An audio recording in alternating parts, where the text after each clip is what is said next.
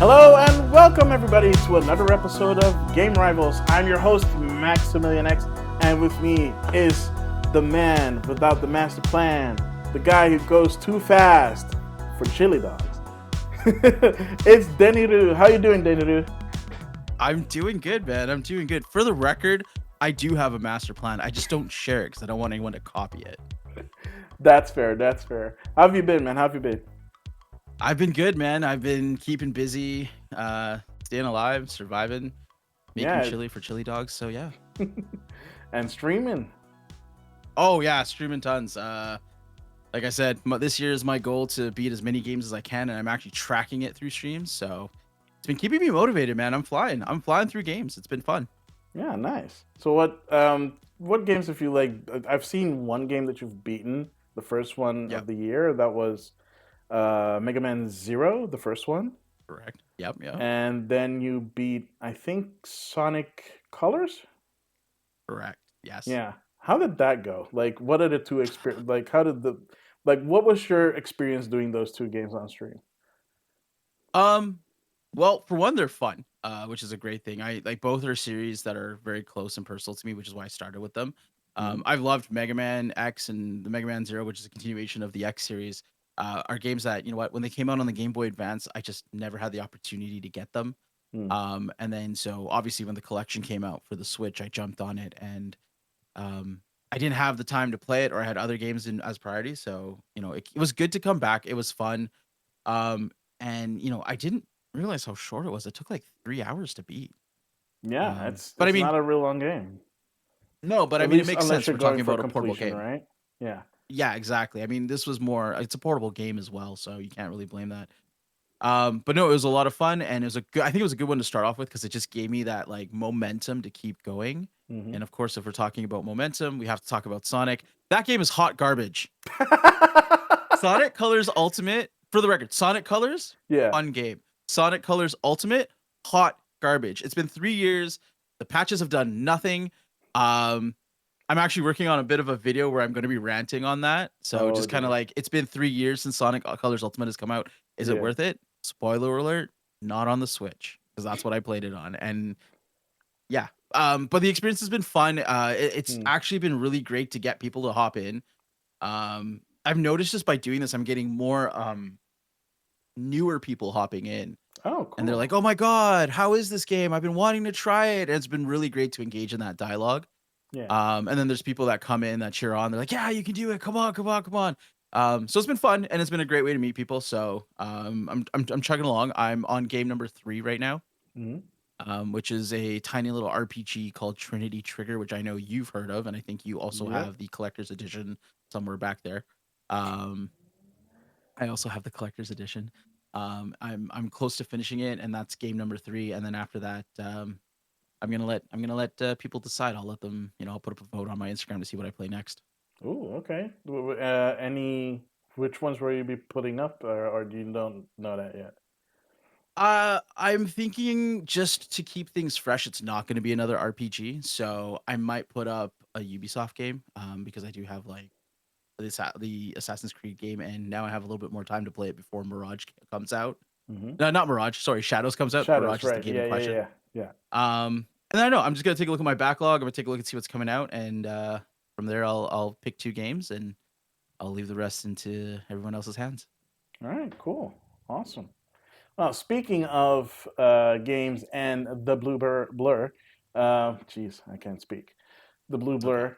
Uh, this is one of the things that we wanted to talk about. We've been talking about it since like Christmas, and mostly because I just happened on it because like this game that we're going to be talking about, and this, well, not even a game, like this short piece of history that I wanted to talk about, and also at the greater length, is what got this into us. So if you're a Sonic fan or if you're a Sega fan, then you know, of course, Sega does not just make Sonic games. You know, you have What? you have the Yakuza games, you have Virtual Fighter, which we're getting a new one of, which is super cool. I know that a lot of people are excited about that. It looks really awesome. But they also made a lot of stuff, and they're a lot of classic stuff like Crazy Taxi, Jet Jet Set Radio. I was thinking Jet Grind Radio, but that's I think the European title. Stuff like that, and Daytona, and all that fun stuff. But there's one particular title that has always been uh, like a cult classic status, and a game that I enjoyed, which is called Dreams into Nights. And I'm like, that one is, wait, I'm saying the title correct, right? Or because I you're think giving it's me a Nights look. into Dreams. Did I say it wrong? You said Dreams No. into Nights. I think it's Nights. It's Nights into Dreams. You're right. It is Nights into Dreams.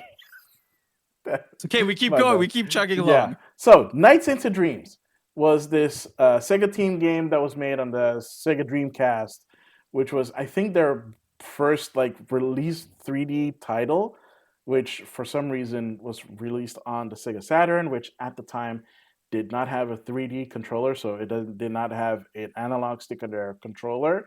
They had to make a specific controller just so you could play Knights properly. So yeah, if the reason why you're thinking why the if you buy like a Saturn used and it doesn't come with a controller that has like an analog stick on it, that's the reason why. Because it usually did not come with an analog stick No. unless you like own Knights. I think even for I'd have to double check, but I think like other out when that happened, like games like Panzer Dragoon were actually playable now, so that's pretty cool. And like for those that don't know what Knights is, could you, because you've played it, Denny, Yes. could you give a Yeah. little 411 on like what Knights is about? So Knights is an interesting game. The story is very simple. Essentially, you're controlling. You're in this dream world. It's called Mm, Nightopia. yeah. Um, Basically, you play as two characters. They have their own real life problems, and then they go into this dream world, where they kind of just fight evil and triumph. I mean, this is the most Cliff Notes possible thing, but basically, you turn into this resident of that dream world, which is known as Night, and you control them, and they're the ones that allow you to fly and maneuver. And the whole point was really this game was developed to really show off the Saturn's 3D capabilities. Um, and basically, I'm going to say this really here quickly. As much as I have respect for this game, I have a small hatred for this game. Um, and Wait, I'll why? explain later why. Okay. Why? Okay, so we're gonna get into this here. This game was produced by what's his name, Yuji Naka, Hmm. and they built a very specific engine. It was called the Knights engine, which powers this game. Now, this was also being developed around the same time as Sonic Extreme, the canceled Sonic Extreme game, or the Yeah. canceled Sonic game for the Saturn. Um, Knights was developed in Japan. Sonic Extreme was being developed in America. And what happened was they were having problems with an engine. So they actually went and used the Knights engine to build a demo, Sonic Mm, Extreme, like they had a build for it. And Yuji Naka was so upset that he basically provided an ultimatum to Sega that if they want to use that engine, I'm out. We're not giving them any yeah. support for it. Figure it out on your own. I do not want them using this engine. And that was one of the nails in the coffin for Sonic Extreme because they could not just get it off the ground. Um, Funnily enough, in the Christmas demo, you can play as Sonic, which was weird and like a real spit in the face, I feel. Um, but no, the game is very interesting because you use Knight to really do a lot of the work. You only use those main characters to kind of find Knight in the world Yeah. or the dream. There's only like 7 levels in the game. And Knight is the one that is kind of flying and collecting all these orbs and stuff to give her the power to defeat enemies. And you like it's a very fluid game. Like I would harken to something almost like, do you remember what was it called? Flower or Journey? Yeah. Flower, I Yeah. think, on the Flower. PS3. Yeah. It's a very fluid game. So as you get used Yeah. to it, and yes, the It's closer to Flower. Yeah. yeah. Yeah. And the analog controller is very handy because it does give you that fluid motion. Just to refresh myself this morning before we hopped on, I was playing Knights. I think I still have it loaded on my PC because I have it on Steam as well. And I was playing it with a PS4 controller. I was trying it with a directional pad and I switched to the analog control. And I'm like, yeah, yeah, there's a reason why they made that controller specifically for this game. I think it came bundled with this game in certain copies. Yeah. I think they Yeah. did do bundles with it afterwards. Yes. Yeah. So yeah, it's nice, great, like a great experience. I mean, it's not like you said, it's not that long of a game. It's not that challenging of a game. Maybe the boss fights can like deliver a bit of a challenge, but it's not really challenging. You don't have to worry No. about like not being able to beat it. Yeah. So that's and that's fine, right? So a little while after it was released, Sega had the bright idea of having the devs make a not a well a demo.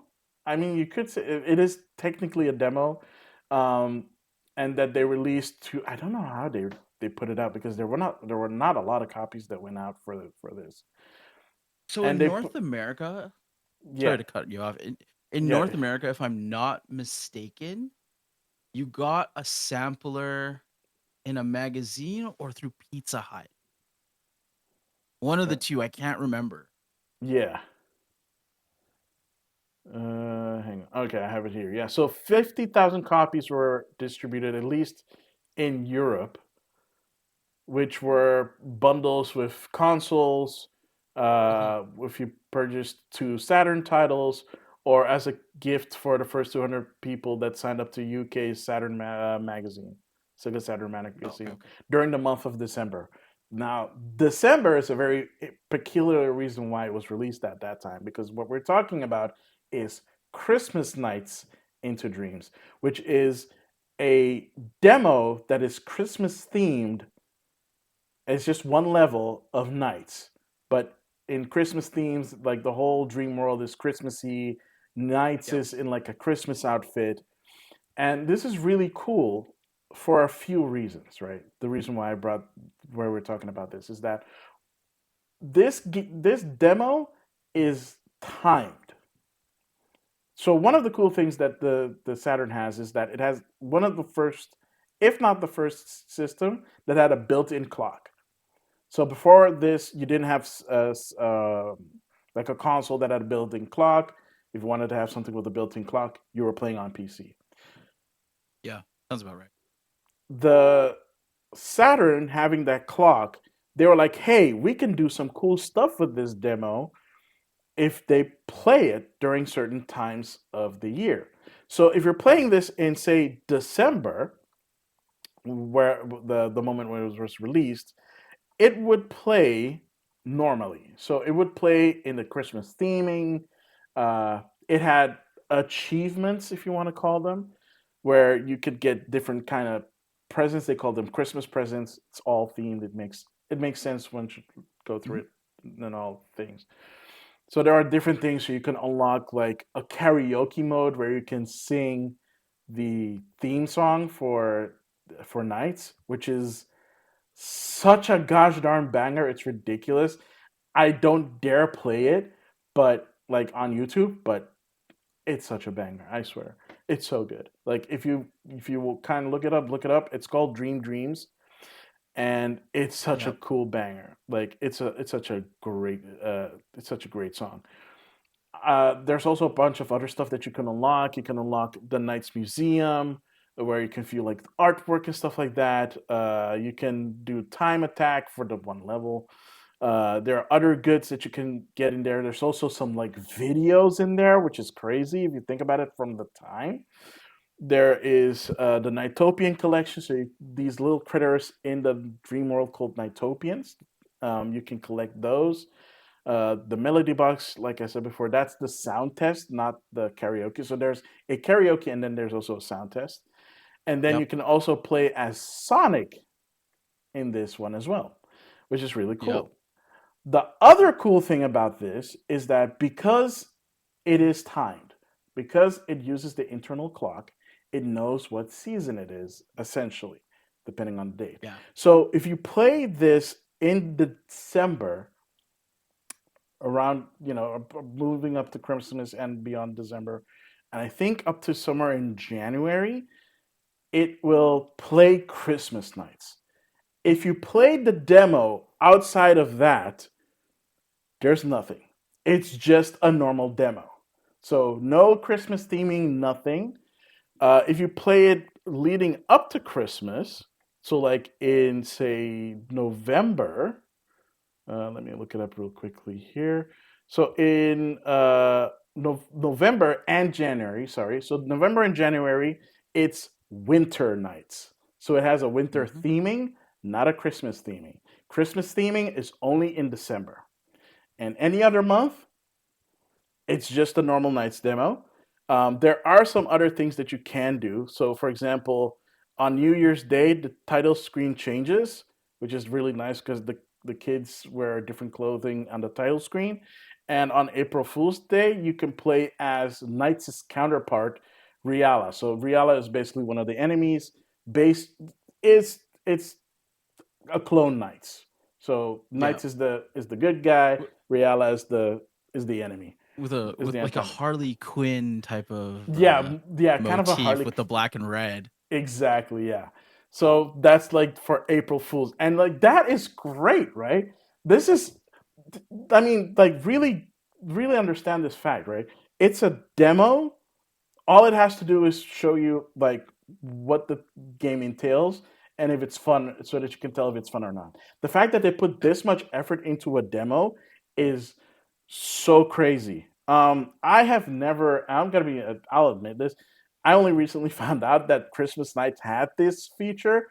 The only thing that I knew about Christmas Night is that the theme song had a Christmas version of it. That is it, and that it had was Christmas themed. And I thought that was a unique way to make a demo. I Until recently I did not know about all these other features that this demo had, which is amazing. Yeah. I mean, that's the thing, right? Like we're so used to demos. Like I remember going to the grocery store getting like a PlayStation magazine demo disc, Mm, and it had like 5 games. You play like yeah, a level, and it's like, thanks for playing, bye. Right? yeah. But like, no, this is probably one of the more robust Hmm. demos that really have a reason for you to come back. And the truth of the matter is, you know, obviously people did come back, or else how would we find all of this? Obviously, there's no little manual that comes in that sampler disc that says play it between January 1st and 15th and get a Happy New Year's message.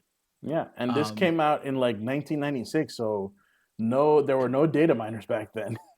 no data mining, maybe some forums. I don't know. I can't remember what the internet was like in the late 90s. Nah, But they're probably forums and BBSs, yes. But like bulletin again, boards. not let's put it like this. Not easily accessible information like we have today where Yeah, we can go on like a wiki or something and find out all exactly. the Yeah, info, right? yeah. No, So it's a great demo. have you tried it? No, I have not. I unfortunately do not have the physical sampler. Ah, I have the physical Knights game. yeah, It came with a Sega Saturn I bought off of Facebook Marketplace. nice. Um, but like I said, I also have the Steam version because I think I copped it for free somehow or got a really good cheap deal on it.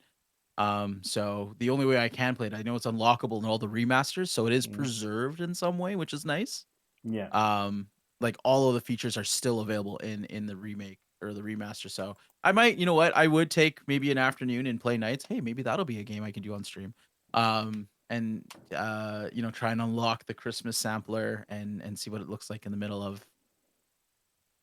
February. I don't know. Maybe there's a Valentine's theme that we don't know about yet. Oh, who knows? Who knows? But yeah, that is. So I kind of went in a kind of a like a rabbit hole thing of like that is amazing because like game demos today and like even back then, like most of them, like you said, were just you play a level of the game or you get a little sampler of the game or like a vertical slice of the game and like that's it. It didn't have any Yeah. kind of rewards or it didn't have any kind of unlockables, and you didn't really need that. I mean, you don't really need that, but if you here's how I see it. If you're going to do a demo and you want to make it kind of stick or at least keep people talking about the game that you're trying to promote, doing stuff like this is I feel is like really awesome. I know it takes a Yeah. lot more effort for developers to do so, and I'm not saying like, hey, like do crunch and do a demo like that. If it's gonna take too much time to make it, don't do it. Like demo like this or otherwise, right? But when they do have the time to put in the effort, I feel like go a little bit further because these days you have mostly, at least for RPGs, where you have the demo be like the first couple of hours of the game, and then you can Yeah. transfer the save. That's a cool feature. I would Exactly. never advocate for that to stop.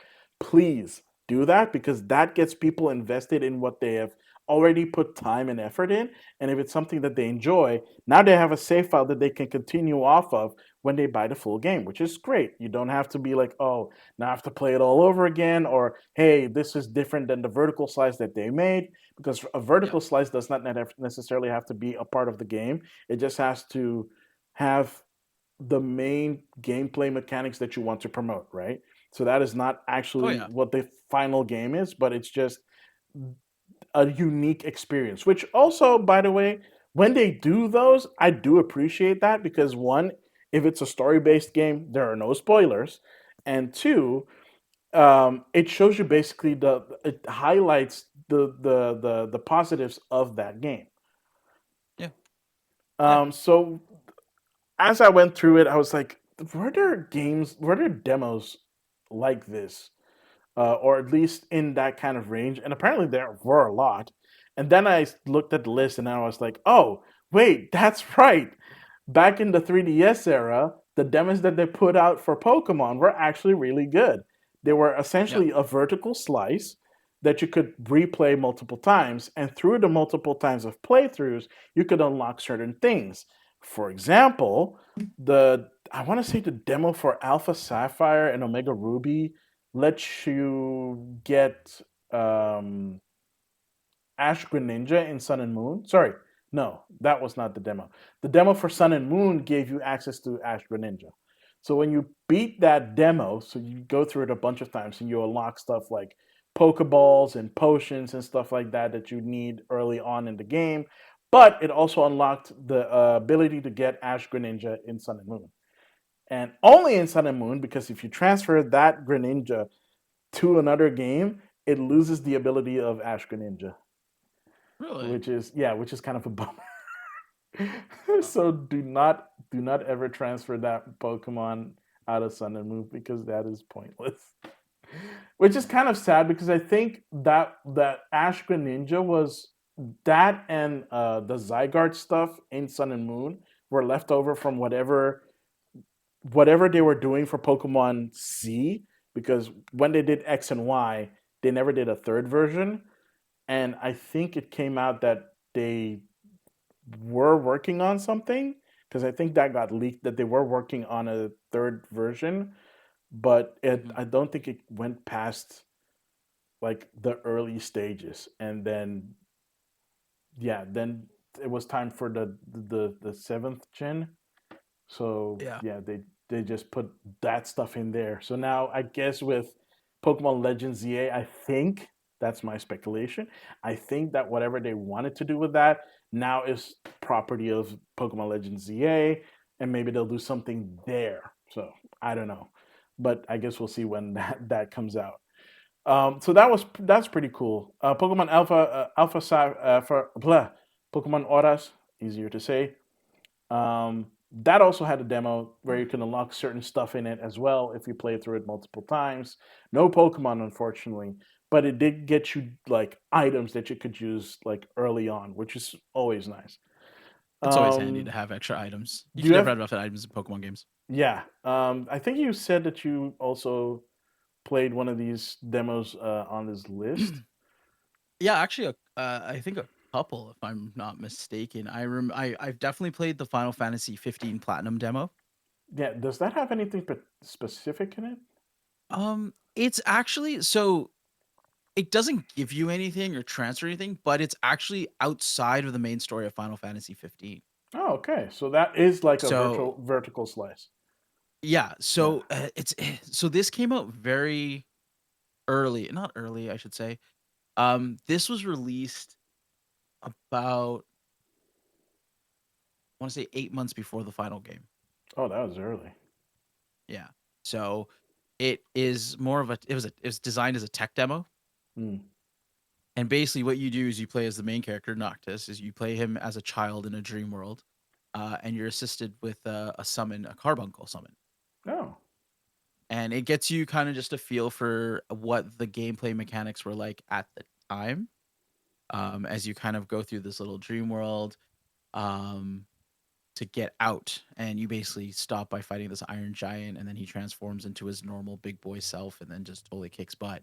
Mm, Um, but yeah, it's essentially standalone, totally outside of Final Fantasy 15. You'll never play that portion in Final Fantasy 15, yeah, but it was released as a tech demo and just giving you the ability to play and get a feel for the battle system, because obviously with Final Fantasy 15 it's got a bit of a unique battle system, and it's actually evolved over years of patches and updates. yeah, So I did play that. It was pretty cool. They did release a regular demo after that, which was more a chunk of the world of the full game yeah. later. But So this was more a of your very standard demo. Yeah, exactly. But this yeah, one was unique because it had a completely different story. They set it in a dream world. You're playing as a child version of the main. Very interesting. Very, very, very interesting and very early. So you can, if you could go back and play that demo, you would see a lot of the differences that they made, not only just like UI, but the way the game played. It's evolved from yeah. March to November's release. Hmm, okay, okay. Um, Along with that, I feel like I played Resident Evil 7's demo. Because it also was a standalone demo. It was called Beginning Hour, which I think it's still available on like Steam. Yeah. Um, Huh, that did have a demo, didn't it? it did. And I believe, if I'm not mistaken as well, this also is a separate isolated demo, Yeah, because it's you can separated. actually replay it and have like multiple endings depending on how many murders you solve in the demo. Oh, okay. Yeah. There's like a bad ending, a true ending.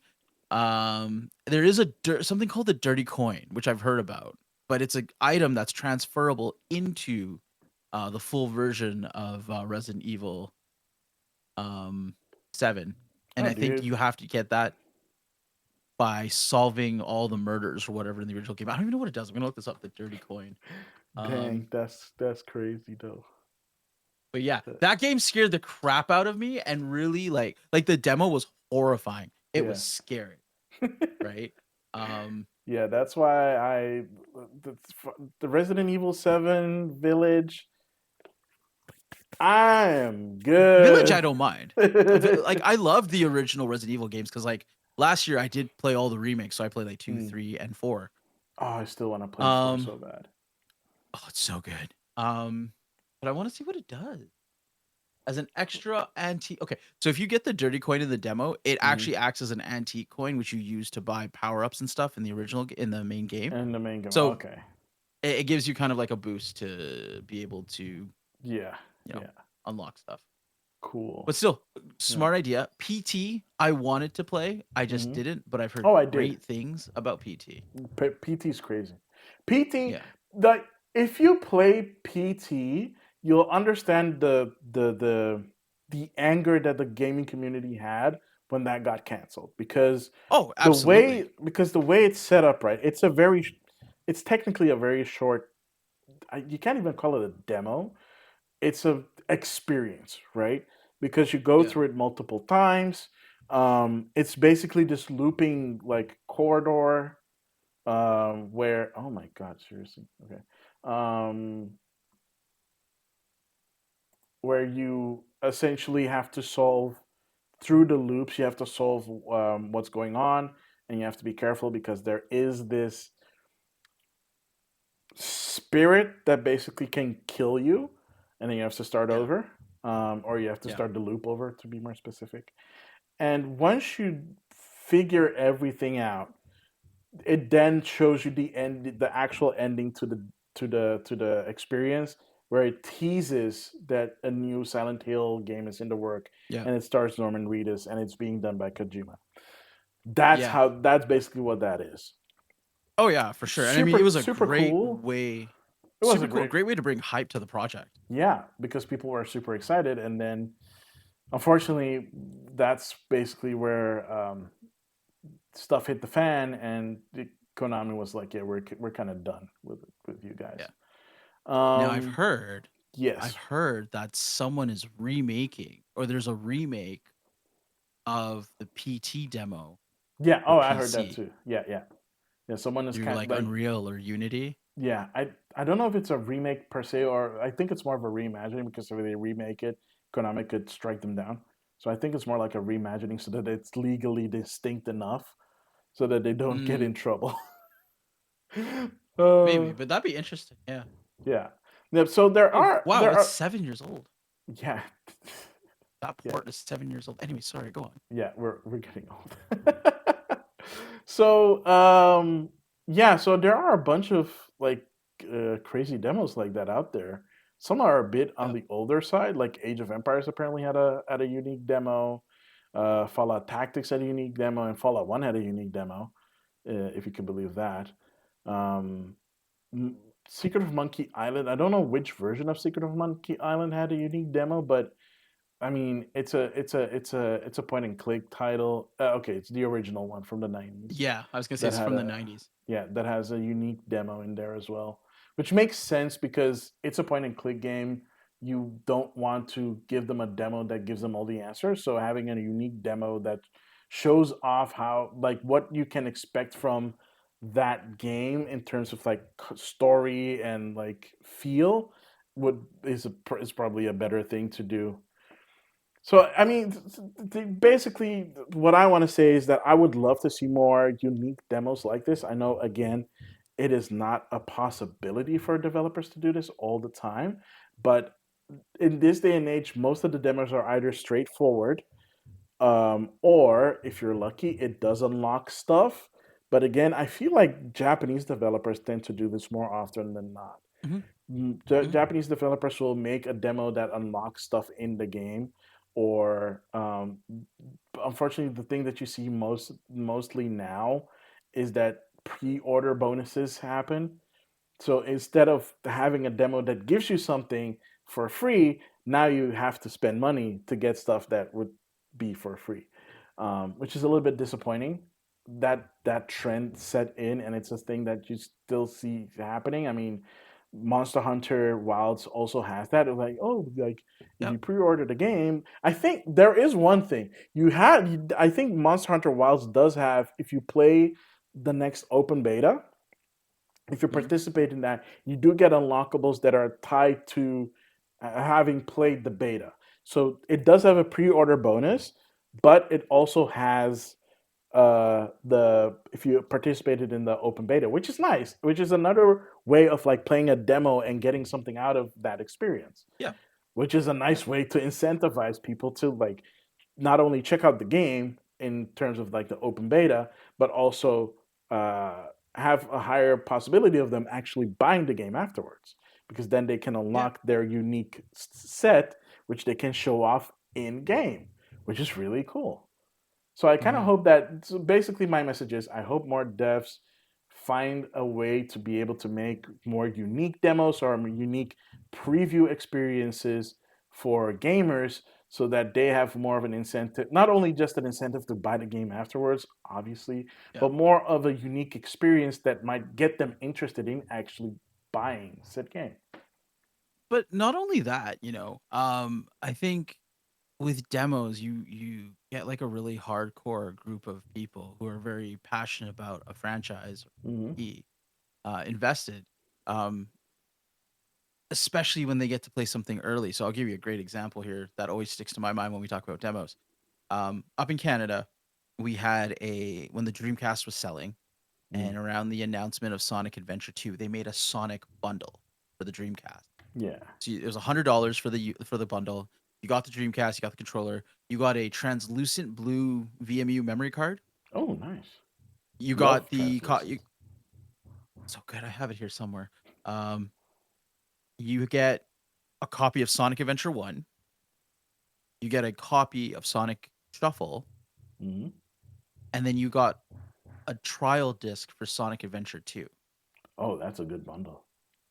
Yeah. Now, the weird thing about this trial disc is like I think it's only one level, which is City Escape, Hmm. but it is kind of like at that existing build. So if you play the trial, the cool thing about it is that it has a different logo. Sonic model is different because it's still using his original shoes and not the soap shoes. Oh, dang. Okay. And there's some other stuff that was in there as well, like, and it's a special disc, like, it was only sold in a specific bundle, right? Kinda Yeah. like the sampler, like, um, what's it called? Nights, Dreams Yeah. into Yeah. Nights, Nights into Dreams. Um, was it as robust? No, but you did get to play, like, a stripped down version of the two-player mode, and you see these little changes, and I think, like, for people who are eagle-eyed or people who are passionate about a fan base, having that demo creates a different level of hype even after the game has come out because you're Yeah. able to discuss and engage in a conversation about the differences, right? Yeah. True. But it's just great when they send something out like that. Um, Even the version of the theme song or the song that plays is a very famous song for Sonic fans, for City Escape.